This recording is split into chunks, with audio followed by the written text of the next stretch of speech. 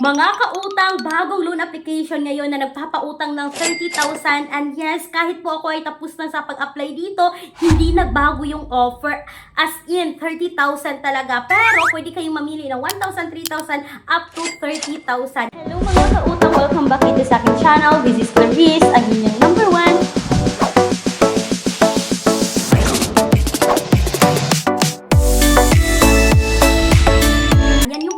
Natin ngayon sa video na to, i-share ko sa inyo kung magkano nga ba talaga yung ma-receive nyo dito sa 30,000. Kasi sabi dito sa kanilang platform mga kautang na sa 30,000 yung ma-receive nyo dito is 28,650 at kapag naman sa 3,000 yung utangin nyo, yung ma-receive nyo dito is 2,865 at kapag 1,000 naman yung ma-receive is 955 pesos.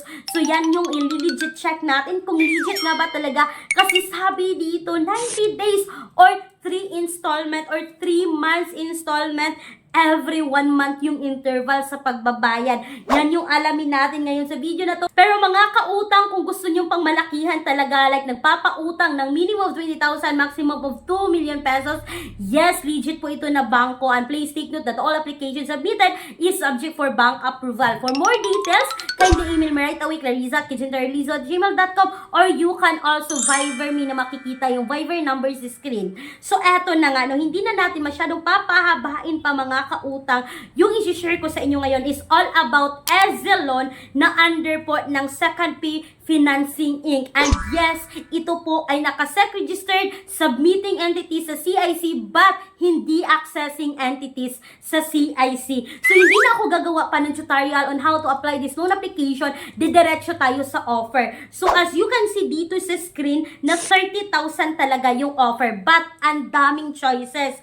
Pwede kay Express, kay Instant, kay Flexi at kay Boost. Pero yung pinili ko dito is yung si Ezelon talaga na 30,000 at meron lamang 0.17% per day up to 90 days raw. At yes, legit po yan mga kautang, no, kasi pagkatapos kong nag-apply dito, ito yung bumugad. Sa 30,000 na credit limit, yung term of loan dito is 90 days or 3 installment. You will receive 28,650 first due date. So makikita nyo talaga dito yung schedule sa pagbabayad. At mga kautang, makikita ninyo na first payment ko is 10,000, second payment is 10,000, third payment is 10,000, total of 30,000 pesos. So, ibig sabihin, walang interest. Mga kautang, meron lang deduction kasi 20,650 yung ma-receive. At hindi lang yan, no, tiningnan ko dito sa 1,000, yung ma-receive is 955, babayaran mo mga kautang ng 333, and 334. Total din ng 1,000 pesos. At sa 3,000 na offer, tiningnan ko rin, yung ma-receive is 2,865 pesos. Yes, mga kautang, meron siyang monthly na pagbabayad na 1,000, 1,000, 1,000, total of 3,000. So, eto na nga mga kautang, pinusid namin yung pag-utang dito. Pinusid talaga namin para makita kung legit nga ba talaga. But sad to say, na-decline po kami dito kay Ezelon. So, ngayon sa video na to, i-share ko sa inyo yung pinaka-recent na mga comments about this loan application, kung legit nga ba talaga. And mga kautang, sad to say po, hindi po legit kasi ito ay given noong May 13, 2025. Sabi dito, bogus loan app, beware, apply for 30,000, tapos 650 pesos na lang yung ma-receive, babayaran ng 1,000 for 7 days. So, hindi legit na installment. At hindi lang yan mga kautang, no, given noong June 3, 2025, sabi niya, initial loan of 1,000 and you will only get 650 pesos. So mga kautang, hindi legit yung makikita nating advertisement ng loan application na to. So huwag kayong magpapadala sa makikita nyo dahil advertisement lang yan mga kautang. So ngayon, para sa akin, no, magbasa kayo dyan. Ang daming mga recent comment about kay Ezelon, no, na sobrang nabago sa Google Play Store na para sa akin hindi ko ma-recommend sa inyo.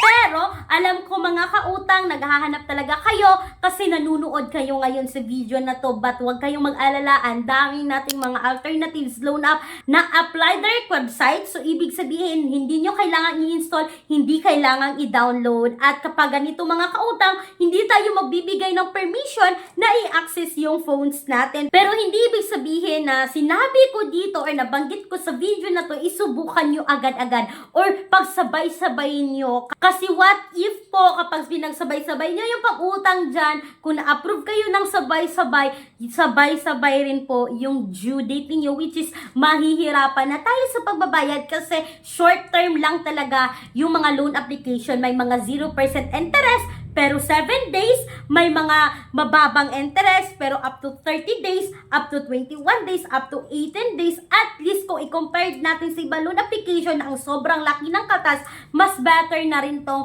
mga alternatives loan app na nakita nyo ngayon sa description box or sa pinned comment section ng video na to. So mga kautang, disclaimer lang po muna, hindi po ako agent ng mga nasabing loan application. Isa rin po akong reviewer katulad ninyo na nangungutang online. Once again mga kautang, this is Clarice, ang inyong number 1 palautang dahil utang is life. Bye bye bye mga kautang!